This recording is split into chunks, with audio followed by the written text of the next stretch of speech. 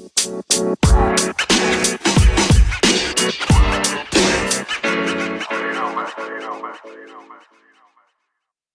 up? What's up? What's up? How y'all doing today? Welcome back to Love Loud True Carpet. Hey. It's your Hey. girl Yaya here with her best friend. What's your name, girl? My name's Simone Loud, and I'm proud. I gets down in the town on the West Coast. If you ain't know, then now you know. Hey, ho, hey, ho. Hey y'all, we just introduced ourselves in a new creative way. I'm Yaya here with my best friend Simone Loud, and we are now on episode 14. 1-4? Can you believe it? 14? I mean, we've been consistent. We better be at episode 14. How do you feel about this whole consistency thing? Because it's hard to, it's easy to break out of consistency. That is true. I mean, I'm proud of us because, sometimes, life can, get in the way. Things happen. Life can life. Exactly. Your emotions can get in the way. Things just happen. But the fact that we've been able to do 14 times too, because we do this every 2 weeks. So we've been consistent for whatever that is. I'm not fast at math. 28. So yeah. 28 weeks. That's a long time. That's a long time. How you doing today? I'm good. I'm really, really, really good today. Okay, really? I honestly cannot complain. Oh, I do have a little something to share. For the first time, I actually got the little COVID test because, I've been traveling or whatever. So I'm like, I'd rather be safe than sorry because I'm usually in the house. And it actually wasn't that bad. It actually wasn't that bad getting the a little swab. A little swab. I thought it was really gross that they put it in your throat and then up your nose. I mean, at least they ain't do it the reverse way. That would have been right. Nasty. I'm like, they scratch your throat and then they put it in both your nostrils, but it wasn't that bad. It was more of a tickle for me. I'm like, I've had tattoos that was worse than the pain that people were saying they got from that little test. So maybe it was just me, but hey, I had my first experience with it today. I should be COVID free, but hey, we'll see. I feel fine. I still go for a run every day. Oh, that's good. Yeah, so I know my respiratory system is A1. I have had the COVID test swab in my nostrils 4 times and had negative all the time. So I'm really grateful because I do know people who did test positive for COVID, and it is no joke. So you have to make sure that you're taking real good care of yourself and being cautious of the things that you do. And we did go to Atlanta. I came right off my plane, dropped off my bags, and went right to the clinic to get tested. And like I said, I'm grateful that I don't have COVID, but I'm glad that you were able to get tested. And prayerfully, you've been around me and we've been around the same people. So prayerfully, you don't have COVID either. Right. And majority of the places I go, I wear a mask. So, and I wash my hands and put hand sanitizer on it so much. My little poor hands been shriveling up and getting real dry. I've been needing extra lotion in my bag. Like, you saw my hands when we was in Brooklyn. I was like, yo, I'm ashy. I have never been this ashy in my life. I put on more hand sanitizer than lotion. So ashy. I wish there was like a combo that could be made. Like I can put on lotion and hand sanitizer at the same time. Oh my gosh. Well, let's trickle back to COVID because I think this is a good point to make too. So I was texting G the other day and I was like, when I was posting on Instagram, I wasn't saying too much that I was in Atlanta. Because I just don't want to hear people's comments like, oh, be careful, blah, blah, whatever. I know myself. I know that I'm being as cautious as I can be. COVID was a concern when I booked the flight and everything. But like you see on Instagram, because people see, oh, y'all out there with no mask and doing this and that. But in the reality of it, like if there were different cameras pointing at us and stuff, you would see that we were in our own little niche outside. Right. So we were able to take off our masks and we were outside and people were separated from us. We had our own room for the karaoke. So we were separated. We had our own little sections and everything like that. So we were still practicing social distancing, even though quote unquote Atlanta is open. and Atlanta looks reckless to everybody else. I don't know. I can't speak for the masses, but just because you see on somebody's video that it looks like they not being careful during COVID times, you don't know, like, as long Right, as you're you're not there abiding with by the them. numbers, you're not there with them. You don't see that it's just y'all friends in one VIP room, or it's just your friends hanging out in that one little tight little spot. Like, I just had to say that. Just mind y'all business sometimes, because the Hey, commentary is unnecessary. mind your own. We grown. So we are going to do our icebreaker. So this question comes from a card deck that I have. It's called Let's Talk Tonight, the card game by Ace Metaphor, and it's the date night edition. All right, date night edition. What's the Yeah. question? Could you continue to be with someone who you are no longer physically attracted to? Why or why not? I would have to say no, because I don't feel like I wouldn't be physically attracted anymore if I'm truly in love with that person. I don't think physical attraction would go away, depending on how I felt about that person. So if I'm with somebody and then suddenly I don't feel as if they don't satisfy my visual needs, I guess, then it would have to be a no-no, a go-go for me. You would break up with your boo thing because they're not physically attractive anymore? That wasn't judgment. That was me really asking. Oh, you mean like if they got fat or something? I thought you meant like I'm just not attracted to them anymore. Yeah, Wasn't thinking like I wasn't thinking physical like they gained weight. I'm thinking physical like just me looking at them. I'm like, yeah, I'm not attracted to you no more. yeah, you looking at them, whatever it is, like, could you continue to be with someone who you are no longer physically attracted to? So it don't matter, whatever it is, like, you just look at them one day and they're not physically appealing anymore. Could you still continue to be with them after you see, like, with your eyes, they're not attractive? I would still say no. If I don't feel as if I want to be around that person, I don't think it has anything to do with like physical attributes as far as them like gaining weight. I wouldn't leave a person because they gain weight. I don't think that would make them unattractive to me. I think me looking at someone physically and realizing I'm no longer attracted to them, I'm not going to stay in that relationship. But like I said, if I'm in love with that person, I don't think physical attributes would make or break that relationship, because I'm willing to be in it with them regardless of what they're going through, whether it was weight or an ailment or like something like they lost an arm or something like that. I wouldn't leave someone because they lost something physical or like something that they originally had within their physical nature when we first met. They no longer have that. I wouldn't leave someone because of that. If that makes sense. I'm not sure if my answer makes sense.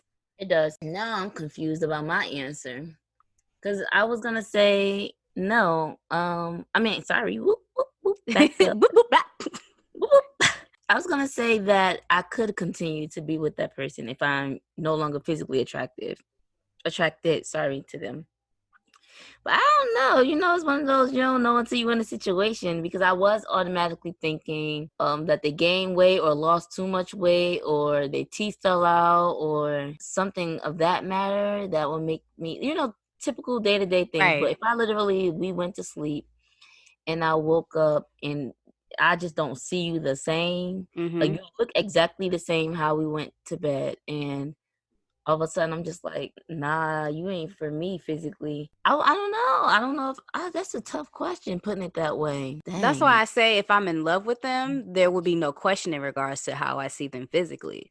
So I'm Yeah. like, there has to be some type of emotion there. You might not be emotionally connected to them anymore to feel as if like you don't see yourself attracted to them physically, I believe. Yeah, well, I've had it the reverse where the person wasn't automatically attracted to me physically, but because of us getting to know each other and being friends and all that other stuff, then I've grown to be like, oh, dang, you kind of look good. You're kind of attracted to me in all realms. But I haven't had it the reverse. I mean, I had it where I'm like, off bat, I'm like, yo, you look good. But then time passing, like, all right, maybe you look all right, but you still look good, kind of thing. Like, it kind of goes back and forth. But I don't know. I would still like to say that I could be with them if I'm no longer physically attracted. I would just wish I was blind, and that I wouldn't have to base my attraction to them off of physicality. Yeah, I don't think it's necessarily that though, because I've been attracted to someone solely based off their personality. So I'm wondering if this connects also. Like, I'm attracted to this person based off the way like they speak and the way that they do things, like their character. Like I'm attracted to their character, which makes them physically attractive. So if they no longer present those characteristics that I enjoyed, or they quote unquote start to become a different person, I feel like that would also result in me not being physically attracted to them anymore. Like I wouldn't want to be in that space anymore. I think we both agree. Hey now. All right. Well, thanks for participating in my icebreaker. Yes, icebreakers, yah breakers, yay breakers, yay breakers. All right, let's give him the show rundown so we can get into it. Absolutely.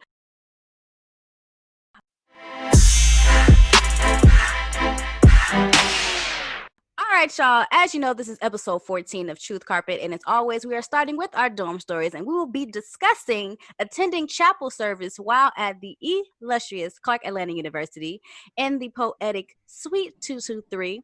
I'm going to be reciting an original piece entitled Regret in Volume 2 of Love Loud Poetry. In our hot topic session, we are going to be talking about religion with a very special guest, our second guest here on Truth Carpet. So make sure you are tuned in for our hot topic segment for some very great conversation about religion. Then we're going to go into our scenario segment, which of course is in relation to religion and relationships.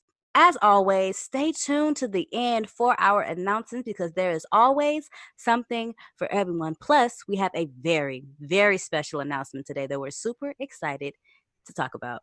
All right, girl. You ready for dorm stories? Yeah, girl. Yay, yay. Okay, y'all. For our dorm story today, question is, did you attend chapel service while at CAU? If you did, what was your experience?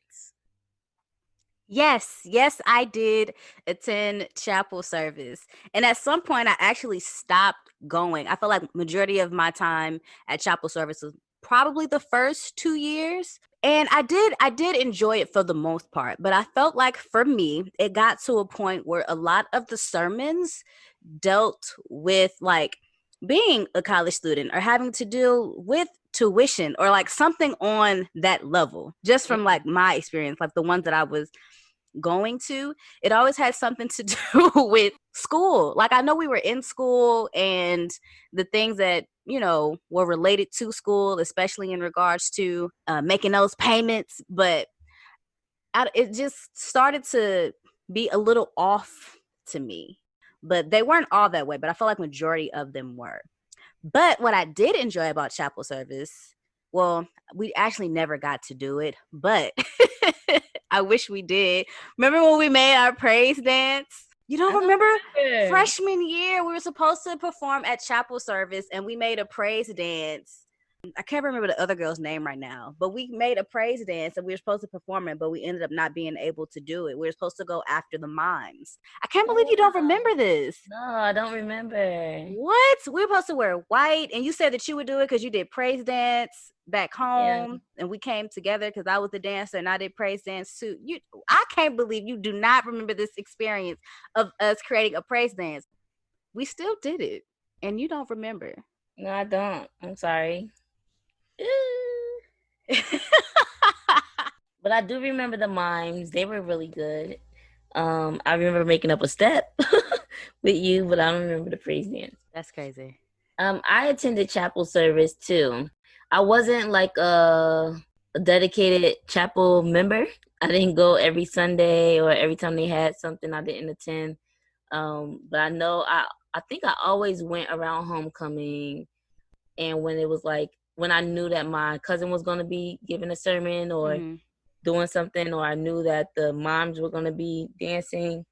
But I am just like you, Moni, when it came to the years when I felt like I can get off of campus, like when my cousin got a car and when I got a car. Still then, I didn't go I'm not a church every Sunday kind of girl. Like, that's just not me. But when I did attend churches or chapel after sophomore year, I would like to venture off of campus and attend. And I think a lot of us in Atlanta, we went to Elizabeth. So, oh yeah, we did. Yeah, I got the little thing right here. One time I went to church with Raven. Let's give them the proper shout out. EBC, Elizabeth Baptist Church, located in Atlanta, Georgia, on Cascade Road. I got my little thing. I keep notes sometimes when I go to church when I feel like it resonates with me. Mm.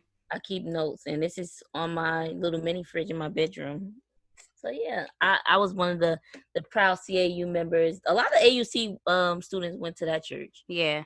But chapel on campus, it was always a good experience when I did attend, and it was it was easy to connect because they preached about the things that we were going through at that time as college students. Which is why That's I stopped going. I was like, why does everything have to, like, can I get a normal service? Everything has to do with school and tuition. Okay. But anywho, are you ready to mosey on over to sweet 2, 2, 3? with Moni. Yeah, girl. Oh, yes, it's my turn today.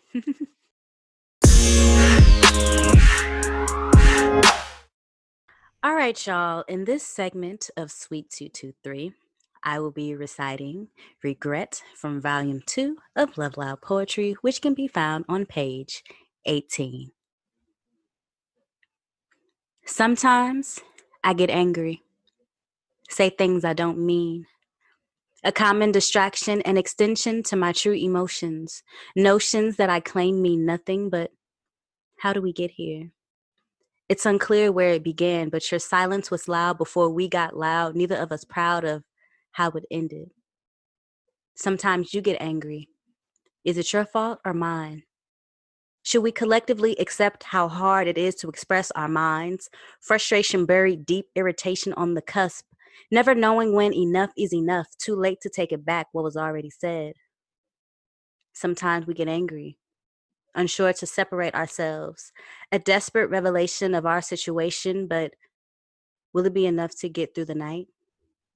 The world turns upside down when we fight, so it would be difficult to close my eyes and not feel hurt, wanting to know if it's worth another try, worth another contingent based on our ignorance of what we deserve. Maybe we deserve better without hesitation. Write down our perturbations in a letter with the hopes that we receive it at the right time. Because sometimes I get angry, say things I don't mean, a common distraction, an extension to my true emotions, notions that I claim mean nothing. And yet, in the end, I'm sorry. Snap it up, snap it down, snap it all the way around. Around. Regret. I like this poem, and what's standing out to me is I feel like you use this line a few times about saying things that you don't mean, right? Mm-hmm. I'm thinking what I think this poem means, but I don't want to get it wrong, especially. Oh, shoot. Let me get in the mic because we got these new mics. It's kind of drawing me back to something because sometimes I do say stuff out of frustration or debate, trying to like make sure that my point is being heard, regretting it because I wish I would have cooled down or took time to think about my points before I said it or the other person said it. Mm-hmm. In different situations, whether that's a friendship, a relationship, a family member, whatever it is. With me being a Virgo, I'm just like a immediate reactor. So that's what I'm thinking while I'm listening to it. But what is it from the writer herself, Simone Loud? What is this poem coming from? Life experience, something that you heard me talk about, and you wrote something for me. The story. What's the tea?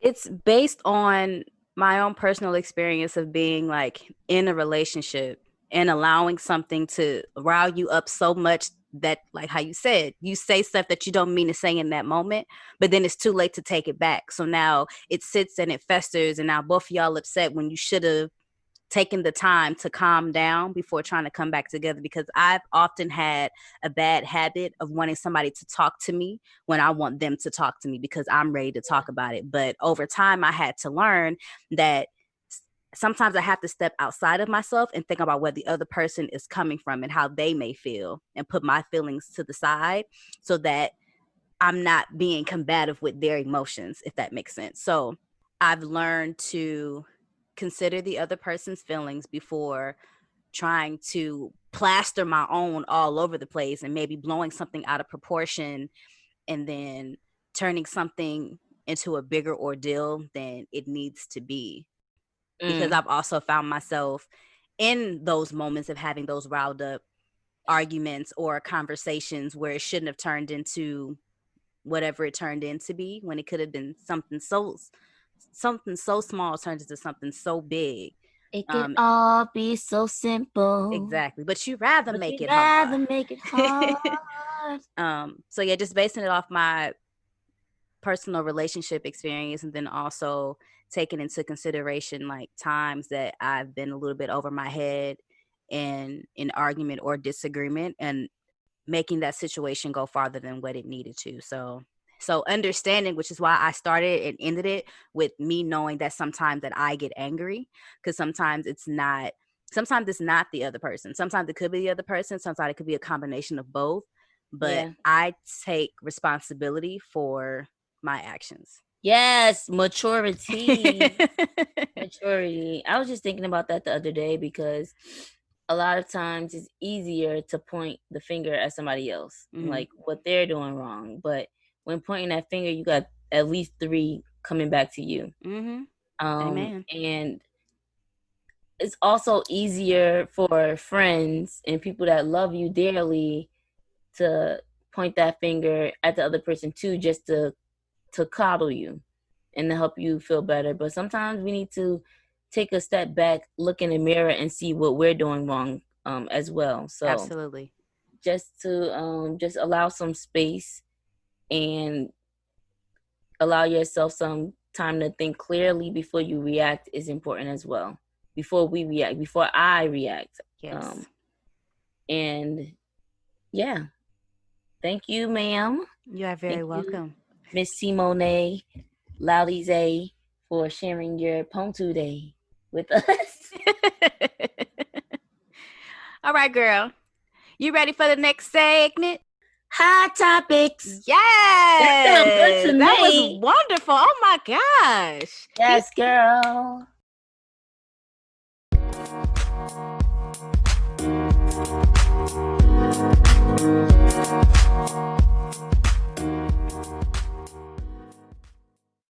Hey y'all, what's up? In this segment of Hot Topics, we are talking about religion, but I have to give a special introduction to a very special friend of mine, a good girlfriend. She goes by the name of Miss Katrina Pettiford. She's an actress, she's a dancer, and now she is a guest on The Truth Carpet with Love Loud LLC. Hey girl, how you doing? Hey, that is such an introduction. I love that.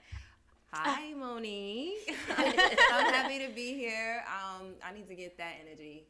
Yes, come on, get with it. You can't be on Truth Carpet without the energy, hunty. That's why I'm here, though, to give the vibes. Absolutely. I'm so glad to be here with you and Yaya. This is amazing. And I can't wait to, dive in and get started. We're going to talk about religion today, so, yes. And relationships. I love your conversations about relationships, so I can't wait to see what you add to the topic.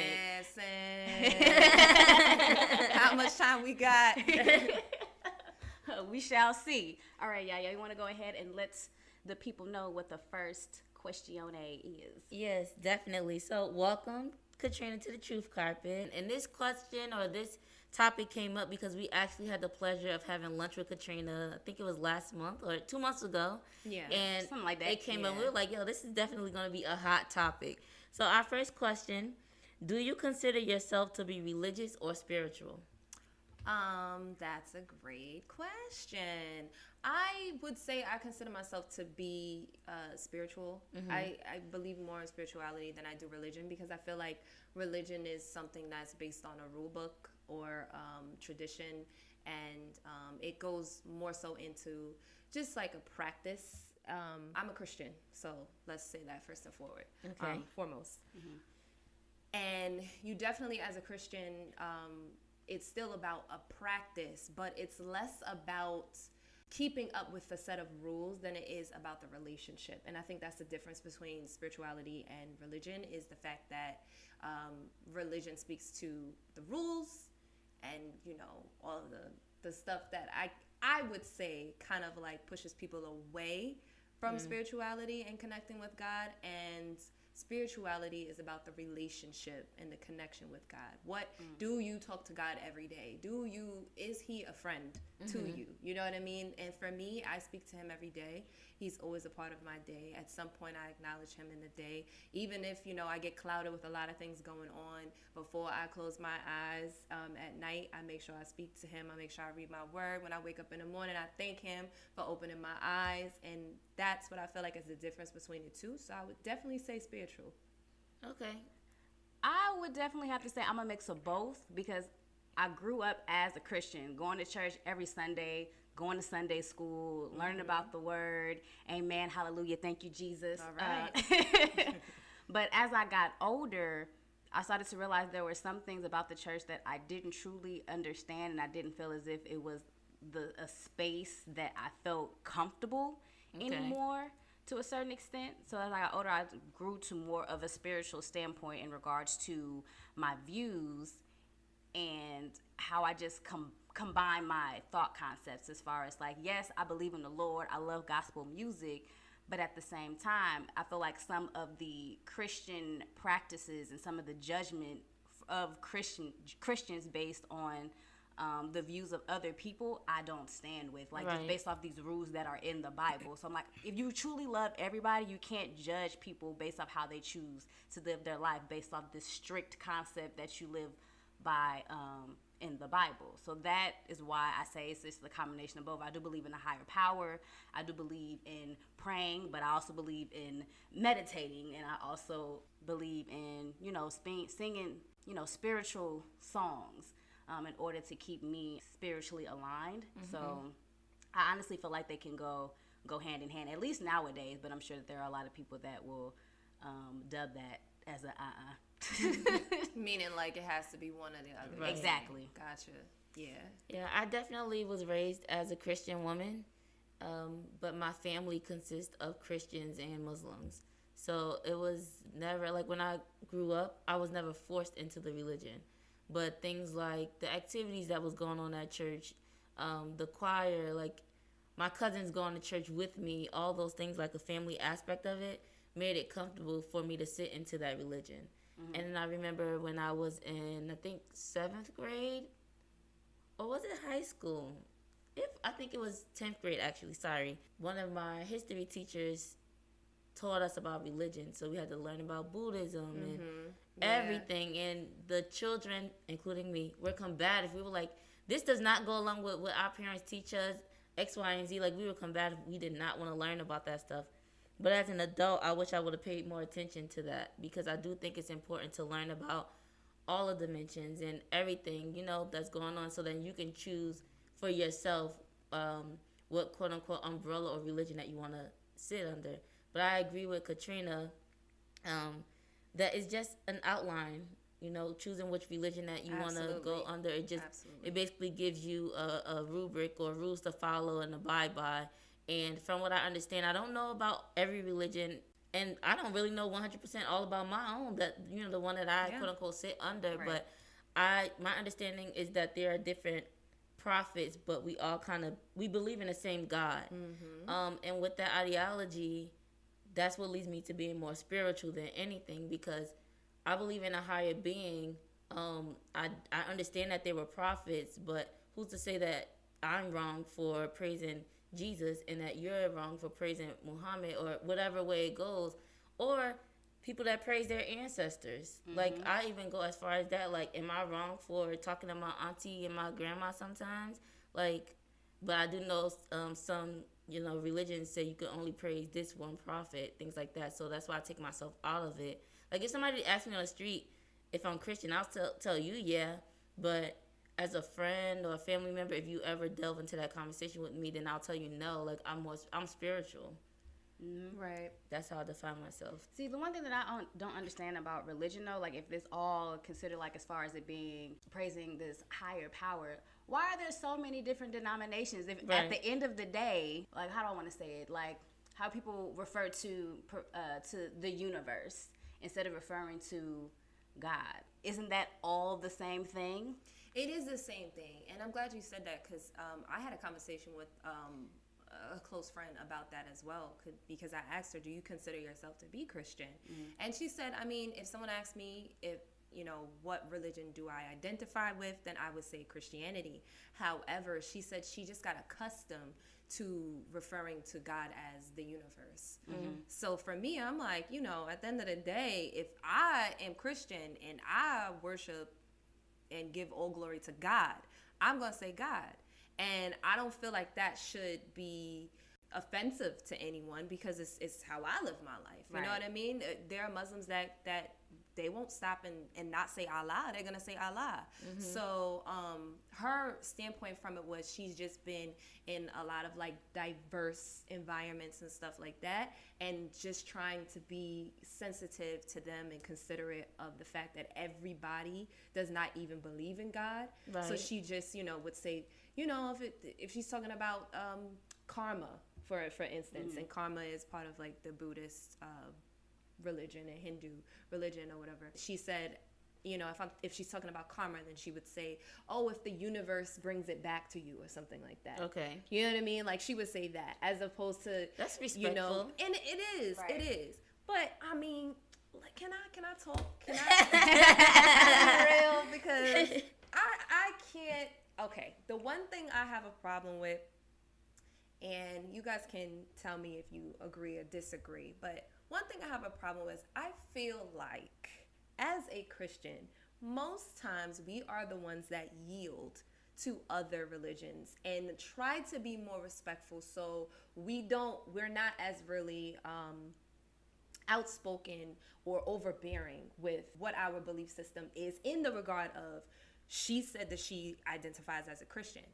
Why is she feeling like, oh, I don't want to offend this person, so I'm going to say universe? But when you go and pray at night, are you saying Lord God? Are you saying, dear Heavenly Father, thank you, Lord God? Like, are you saying that? Because if that's what you're saying, it shouldn't matter that when you're speaking to someone else. But you have to filter yourself. Whoever that person is, it's like, you need to declare to them, this is who I am and this is who I serve. You know what I mean? Like, as opposed to you just being like, oh, the universe. They may believe in the universe. So that's up to them. If they want to internalize what you say as, okay, it's the universe for me, or it's Buddha for me, or it's Allah for me. Like, you know what I'm saying? It's up to them if they want to internalize it as that. But why does it have to be like, I need to kind of change the way that I'm speaking or how I identify my God just to, appeal to you? I feel like we shouldn't have to do that. To avoid religious debates. Because if it's me, I don't want to get too much into like how and why I choose to do what I do. It's because I do it. And if you have a problem with it, that's your personal problem.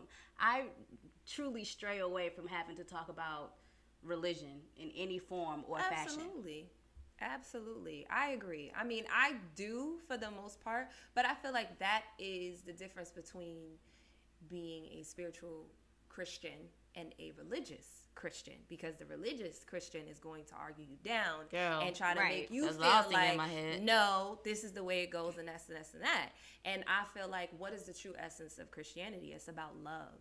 You know what I mean? At the end of the day. So regardless of if people choose, to follow Christ or not, he loved them enough that he died for them. He sacrificed for them. That's the whole essence of Christianity. So at the end of the day, that means that you have to be respectful of people choosing. That's why God gave us all freedom of choice at the end of the day. He gave us freedom of choice because he's going to love us regardless. You know what I mean? Like, that's an unconditional love that no human, I feel like, is ever going to be able to really adopt or take in. We'll never be able to love, because somebody do something to you, you're gonna be like, okay, after a while, Right, ready to cut their head off. you ready to cut them off. But God is so loving. It doesn't matter how much we sin against him, how much we turn away from him, he still loves us. You know what I mean? Because when he sent, and this is my Christian belief. Listen, if it's not yours, it's not yours. But this is what I believe, and this is the God I serve.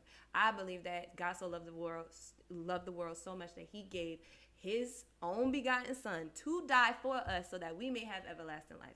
That's what I believe in. So regardless of all the people who were Gentiles, and Gentiles is another word for people who were not followers of Christ, or Jews, regardless if you were non-believers or believers, he sent his son here to die for us. That's love.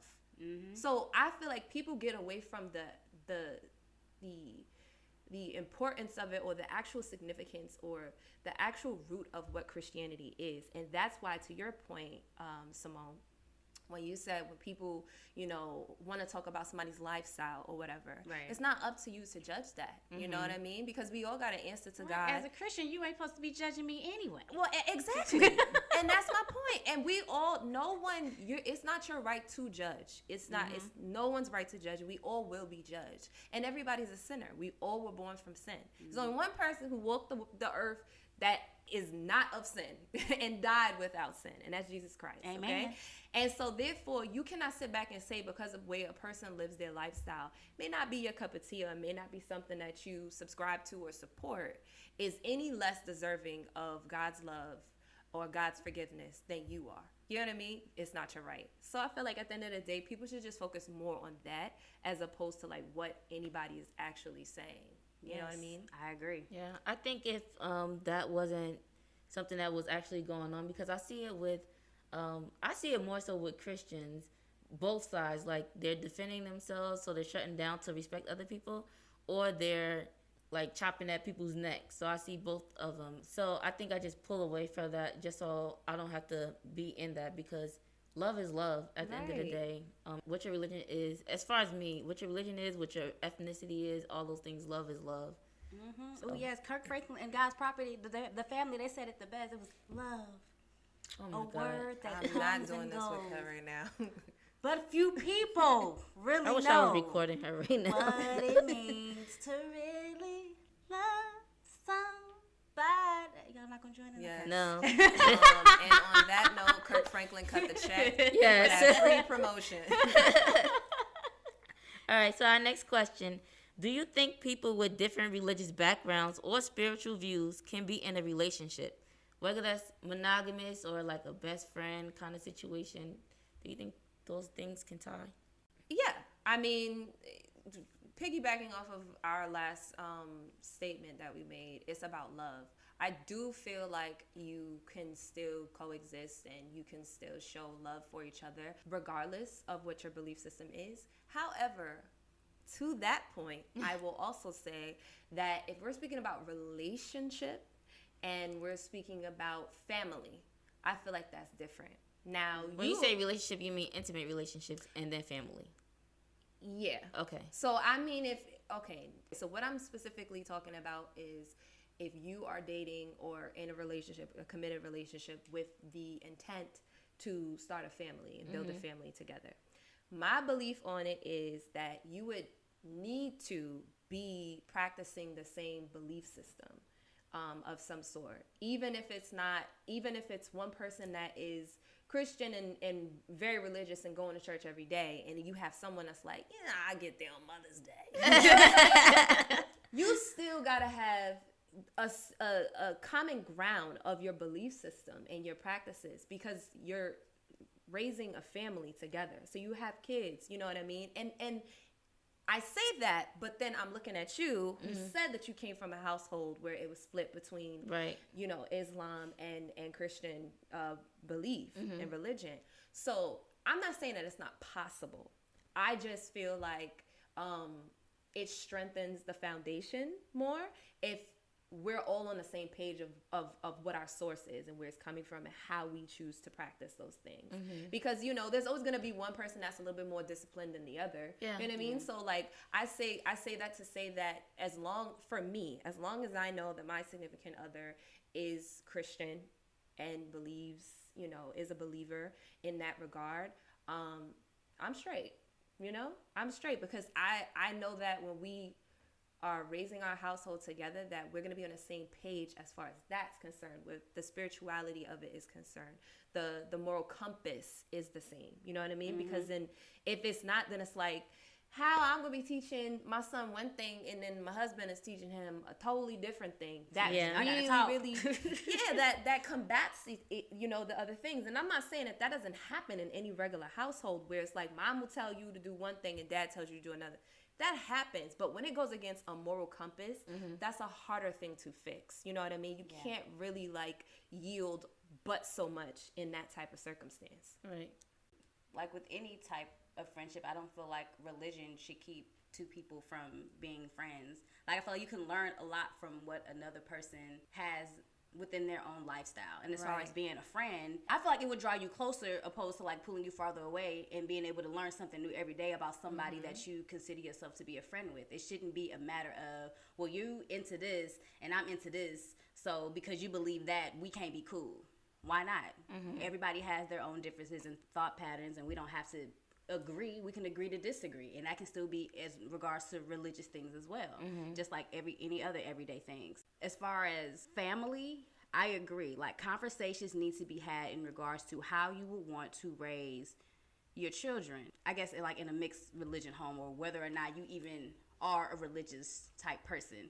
So how I grew up, I guess I can say I grew up religious. I mean, yeah, I went to church and I went to a Christian school, but at some point I got pulled out of Christian school just so that I could have the experience of not feel like I was in like this shell or this bubble. Like, hey, this is the real world. This is what you had when you was in Christian school, but let's take you out of that and actually show you what life is like outside of this bubble that you've been in for majority of your life. So all the beliefs and everything that I learned was still within me, and I had to begin to apply those outside of where I learned them, if that makes sense. Right. So understanding that the thing I had put into me as a child, I was able to apply them as I began to grow. But then understanding too, what you teach your child, that doesn't necessarily mean that that's what they're going to go with throughout the rest of their life. You can teach them that, but they have to also decipher for themselves whether or not that's something that they want to follow. And as a parent, that's something you can't be offended by. Right. Like, okay, I raised you as a Christian, now all of a sudden you don't want to be a Christian. Can we sit down and have a conversation about this before you try to judge me as your child? Like, you're my parent, we should be able to talk about this, and you should have an understanding of why I'm choosing to go whichever direction I'm deciding to go, whether that's Buddhism or just full-blown spirituality, whatever that means to me. Yeah. Or maybe I decided I wanted to be an atheist. You know, that doesn't mean you still can't love me. You're still a Christian, right?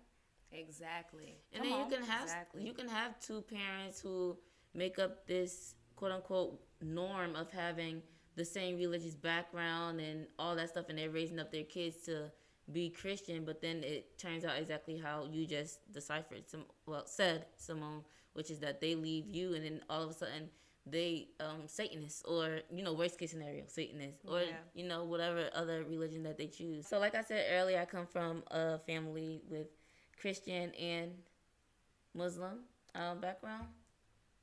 I just gotta let y'all know Simone just did something with her hand, so that I don't want y'all to think that I just paused or anything and I don't know what she's talking about, because how our podcast goes sometimes. Simone is speaking as well as being an audio engineer, so I gotta make sure the sound levels is good, okay? Yeah, I just had to let the audience know that. So I know what I'm saying, is what I'm saying. So we're coming from a family with multi-religious backgrounds. There's choice. So the mom knows her beliefs, the dad knows his beliefs, and the child is able to experience both. Experience what it's like to go to the mosque, experience what it's like to go to church, and witnessing right now, because I wasn't there, I didn't pay attention when I was a little kid, seeing my grandma and grandpa and all the other stuff and families choose, because I'm in a mix. I'm a little kid, but as an adult, witnessing my brother who's Muslim and his wife who's Christian, and my nephew experiencing both, he is actually choosing which route he wants to take, and he actually appreciates both religions. And I think that goes back to what we were saying earlier too, is that why do we have to put ourselves in this box and decide I'm definitely this and get a tattoo on your chest to say I identify under this box, or just freely understand it for yourself. And then I believe that when he reaches a certain age and if he wants to choose, you know what, I don't want to go to this I'll say ceremony, because they call them all different things with you, dad or mom. I want to actually go with the other parent, or I don't want to go to either one. I just want to do my own thing. So I think it kind of like leads to openness. But as for me in my house, I've been wanting to say that the whole time, y'all. As for me, when I was younger, I did say that I want to be equally yoked with the person that I'm with. So Absolutely. if I am Christian, I identify as a Christian. My husband has to be a Christian. I said that for everything. I got 2 degrees. My husband has to have 2 degrees or more. I make $60,000. He got to make 65 and more. Like, I was just always that way. Like, he has to be on my level or better. And same thing with religion. But then now that I put myself out of that, as long as you believe in a higher being, as long as we have the same morals and everywhere else, then I'm fine. As long as you're open to learn, like, and see what I understand, and then I see what you understand, and we agree with those things. It don't have to be the same prophet. It don't have to be, everything else similar. But if we believe that there's a higher being and, other things that go under whatever umbrella we created, then fine. But, Judaism kind of different, because I would have to convert to be a Jew. But that part. But, I'm not like a stickler for that right now in my life. Now, will that change maybe in some months or some years? I don't know. But my answer for right now is I'm open to dating as long as, whatever realm he is in. Yeah, a mutual respect for what y'all believe in. Right. Yeah.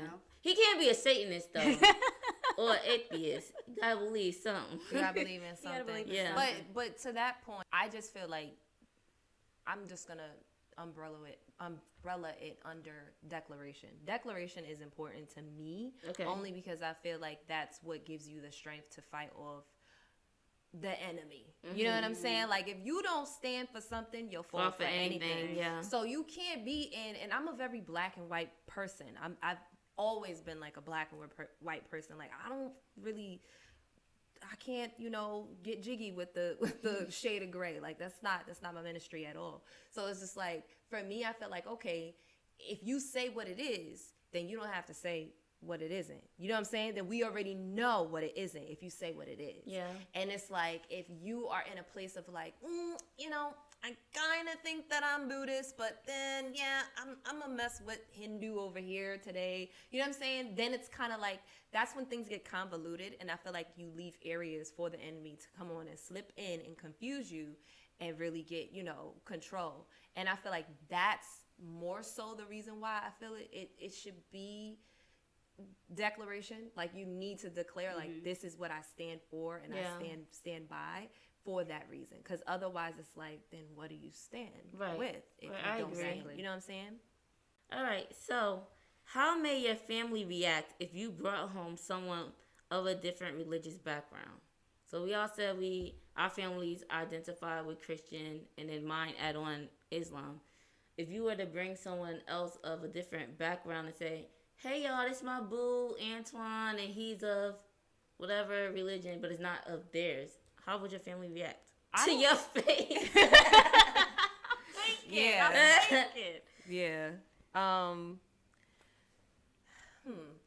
The only person that is really outspoken, opinionated, is my mother. Okay.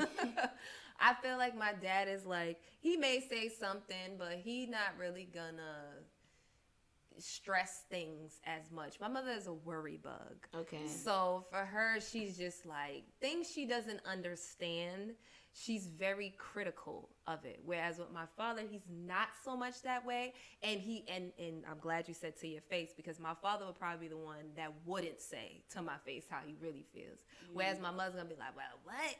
What you mean? Like, what's this about? Type of thing.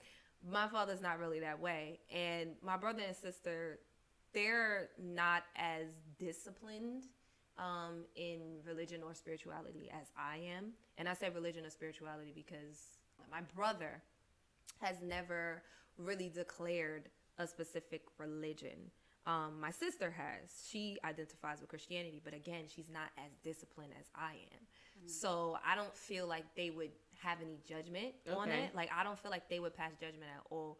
I guess what I'm saying is the only person I think that would pass judgment is my mom. and it's only because she doesn't understand things. But I just feel like that's just that old school way of how they were raised and how they were brought up, where they didn't really have much consideration or tolerance is a good word for people who are unlike them or anything like that. I think that's more so what it is, where it's just like she doesn't understand it, so she's just like, well, I don't understand it. This my baby, so she get into protection, worry mode, and that's how it is. That's where it's coming from.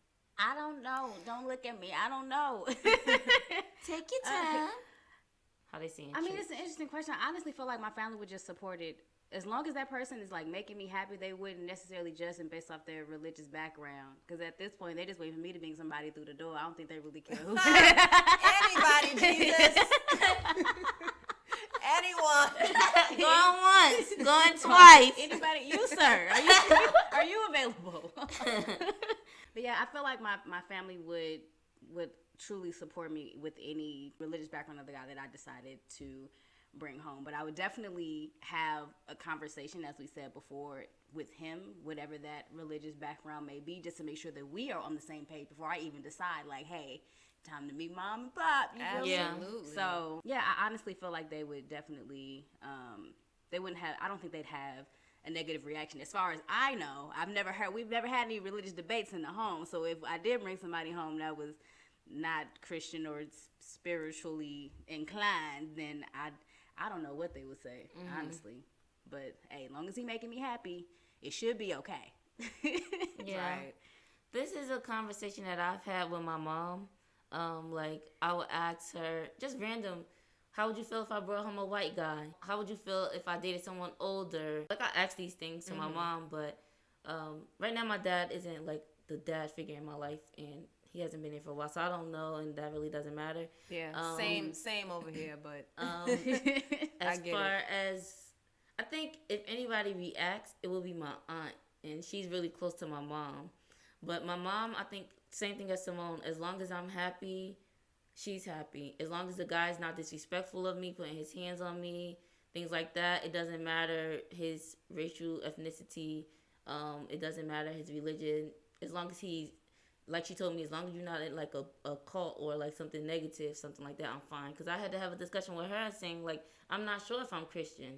Like, I know I grew up as Christian, but I'm not sure if, I don't feel right going to church and I'm iffy about it. Like, I need time to decipher what's good for me. She was like, as long as you not, Satanist or nothing like that, then I'm fine, So Yeah. I think my mom's response would be, as long as you're happy, I'm happy. And I think, I'm assuming that my brother and his wife and they will feel the same way. I think my aunt's nose might turn in the ear. But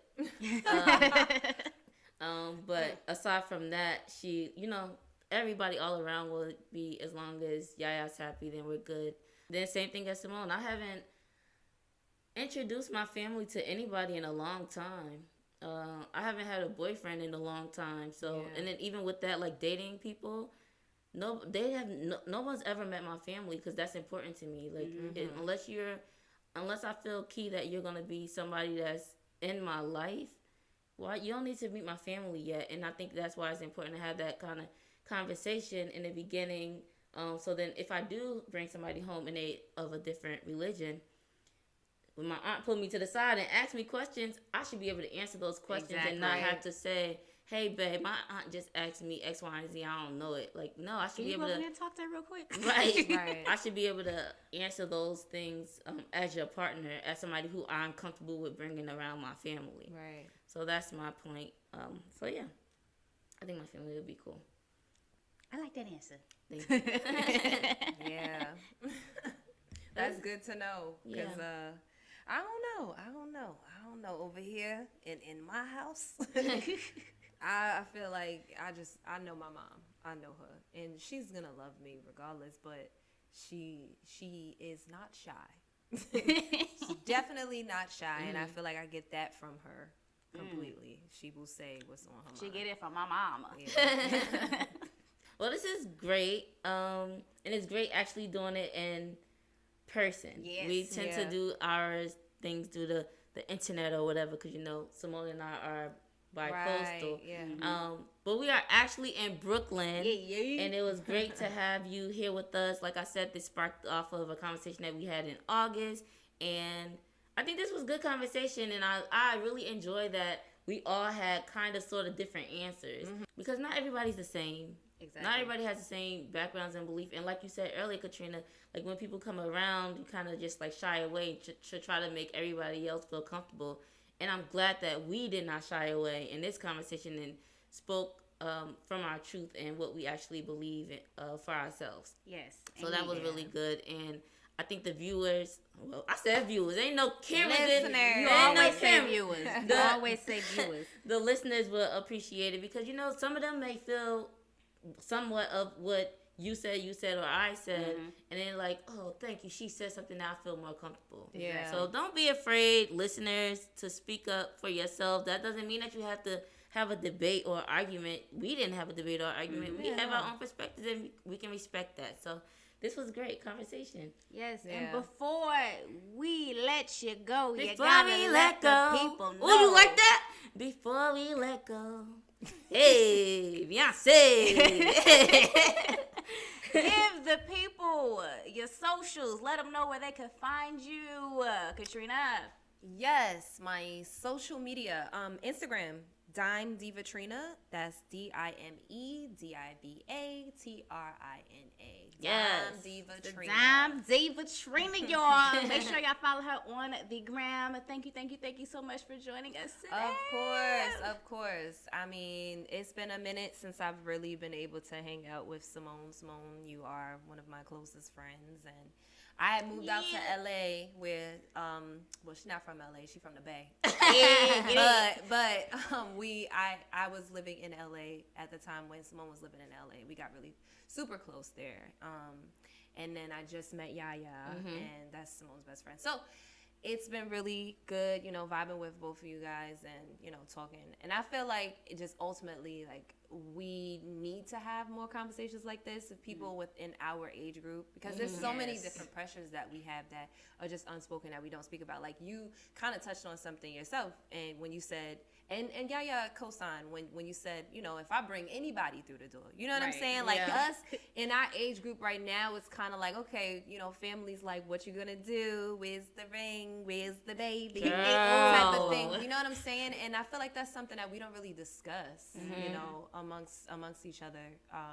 So I personally am very supportive of these types of conversations, for sure. So Awesome. Yes, and we'll have you on in the future. Thank you so much. yeah. Here we go, yo. Here we go, yo. So what's the scenario? Okay, guys, in today's scenario section, we are pulling a scenario from cosmopolitan.com. In today's scenario, we have Jasmine, who is a Christian, and her boyfriend, Sufwan, who is Muslim. Sorry, Sufwan, if I'm saying your name incorrectly, please forgive me. They both share their responses to the questions, talking about the roles of their relationships, how they make it work. So I'm just going to read through them. What role their differences play in a relationship? This is Jasmine's response. On many occasions, I have had to discuss my relationship in religious spaces and defend both being a Christian and being with Sufwan. It's really hard. I am a Christian and unashamed to say that. Sufwan is a Muslim and unashamed to say that. We both have such great respect for each other's spiritual beliefs that we are able to have these difficult conversations without feeling like one is belittling the other's faith. And then when asked how they make it work, this is Jasmine's response. We both are still growing and learning in all aspects. We had to take time and be patient with each other. We can all slip up. The most growth we have is when we can be uncomfortable and question our own biases and discuss them together. We hold each other accountable. And Sufwan says, I understand that some members of her family would ideally like to have a Black Christian man for her to be with, as opposed to a non-Black Libyan Muslim. Yet, that does not stop me from loving Jasmine and being committed to the fact that I will marry her, inshallah. I love Jasmine's identity. I defend and cherish her, and I respect her faith.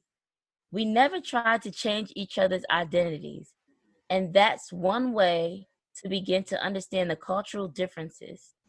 If we were forced to if we were forced on changing each other, we wouldn't have time to be interested in each other's identities and cultures. Clap, clap for that.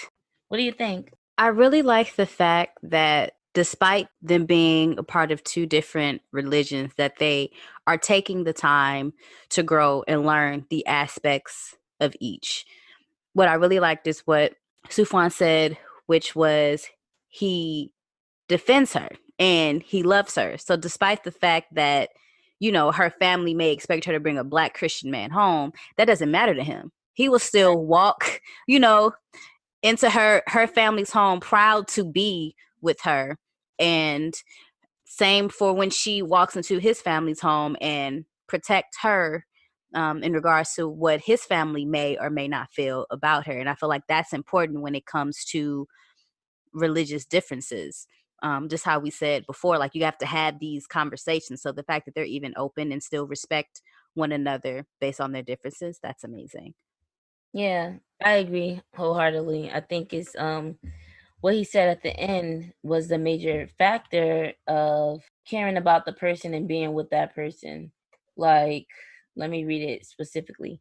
If we were focused on changing each other, we wouldn't have time to be interested in each other's identity and cultures. So, if somebody grew up in a specific faith, that kind of goes along with their identity. Mm-hmm. That's kind of saying the same thing as like, okay, Simone is Black. Simone is a poet. Simone is a creative. Simone, you know, all these things about you. If I wanted to change that and say, I don't want you to be a poet anymore, that's a part of who you are.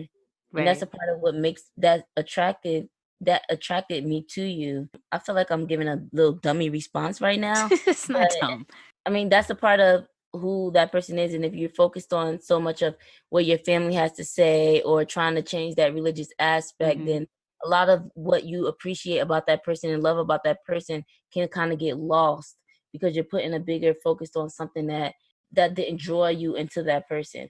And I don't know if I said this during the interview. I'm sorry if I'm repeating myself, but I remember talking to my cousin about going on the first few dates with somebody and what do you do, and he always said there are 3 things that you do not discuss: religion, politics, and money. You don't discuss those things during your first few dates with somebody because those kind of don't matter as far as like getting to know who that person is, right, characteristically and like within their heart. Amen to that. You get to know a person's heart before you judge them based off their religious beliefs. So shout out to that couple. Right, exactly. It's not easy for everybody or every religion to be able to do that. So shout out to them for not letting their differences in their religion stop them from loving one another. Shoot, people convert to different religions every day. Not saying that they're going to. Right, but if she did, that would solely be like, that'd be her decision to do that. And it's not necessary that she has to because he loves her for who she is. But me saying that is not saying like that people should or that they should. Is me saying that that's just an example of how religion doesn't stop people from loving one another. Absolutely. That's all that I'm saying. That's all. That's all that I'm saying.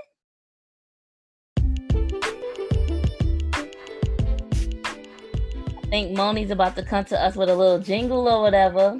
And her hand clapping and thumb snapping. It's time for announcements. It's time for announcements. It's time for announcements. It's time for announcements. I'm just thinking about the listeners and how they could be singing this song.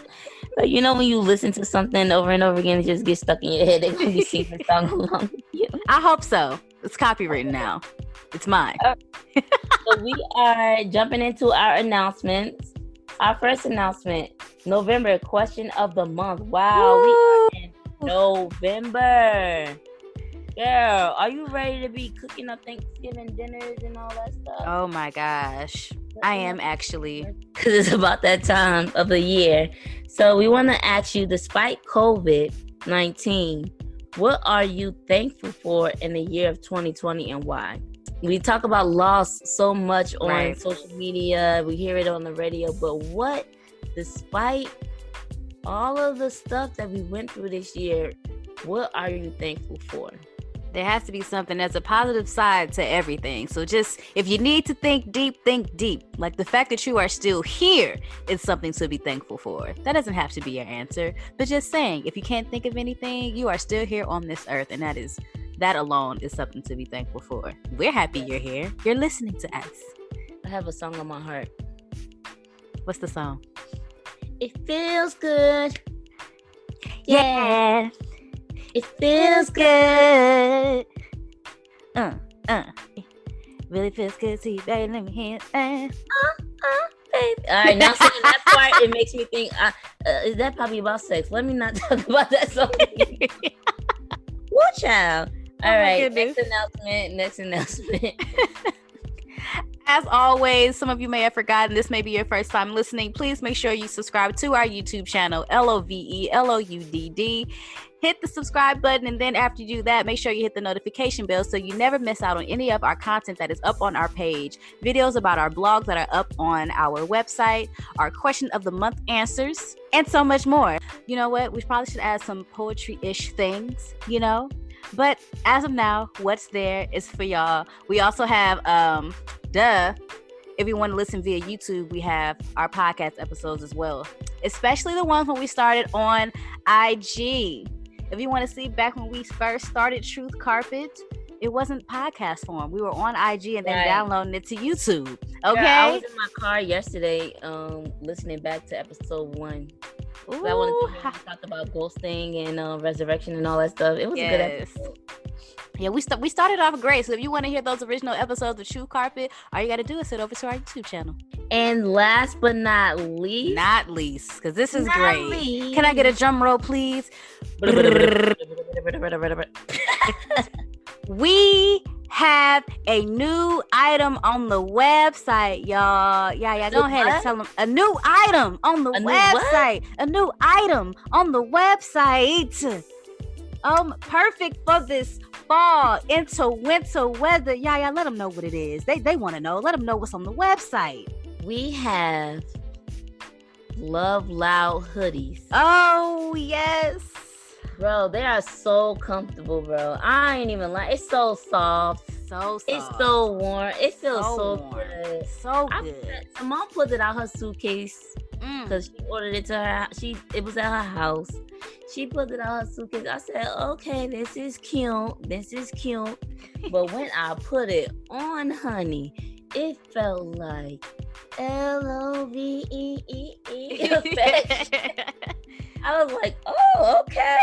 Y'all, these hoodies are definitely perfect for this time of the year, for the weather to cuddle up. Oh my gosh. I got a green one. She got a pink one. We also gonna have a white one.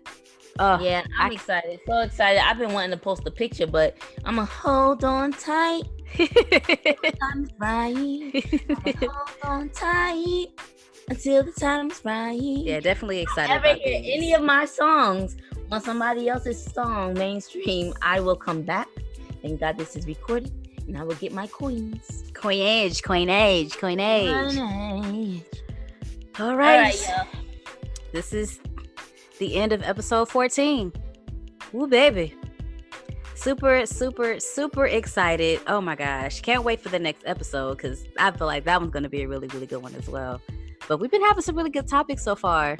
And we're going to have another guest on the next episode, which is exciting too. So stay tuned. Yes. If you are an interesting person and you would like to be a guest on our show, hit us up, DM, email, all that good stuff. Let us know, and we would love to add you. If you are a poet. Yes, I was just going to say that. If you're a poet and you know it, hit us up. We would love to have y'all on the show. We would love to have other creatives on our show as well. So hit us up, and we'll add you to our Rolodex, our contact lineup. list. You know what I'm saying? Our lineup. Our guest list. Guest list. Yes. So thanks again for listening. This was episode 14, Religion, with our special guest, Katrina Pettiford, aka Dime Diva. Don't forget to follow her on the Instagram, y'all. And we will be back with you in 2 weeks. Bye, Bye, y'all. Peace.